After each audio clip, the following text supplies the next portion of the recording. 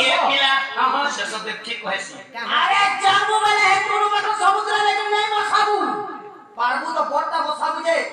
भंगे भुंगा के लेते जागा को सुखा ठीक कहसी का हला जे ए बुढ़ी बसे प्रतिम पुरुष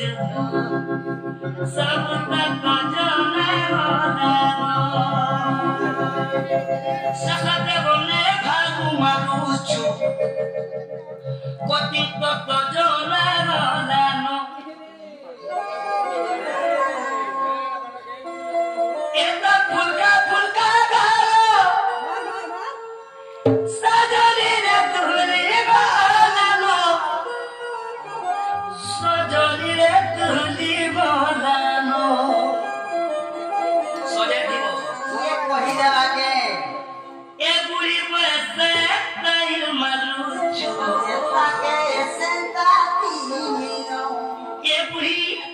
बुढ़ी बुढ़ी ने बोलते छुरी ए बुढ़ी बसे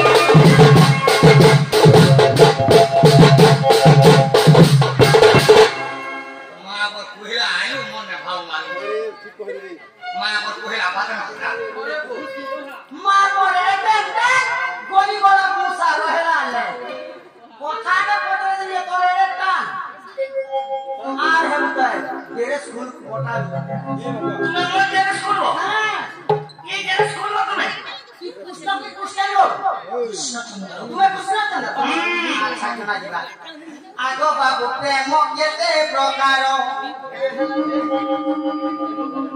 ना पे तो मैंने जाम कर दिया अरे तो मैंने रात से गेंटी दे दिया वो चाबे ए बो लो गेंटी दे दियो अरे लुगड़ी दे दे दूधी चाबे हमें इधर दिला चाबा लुगड़ी दे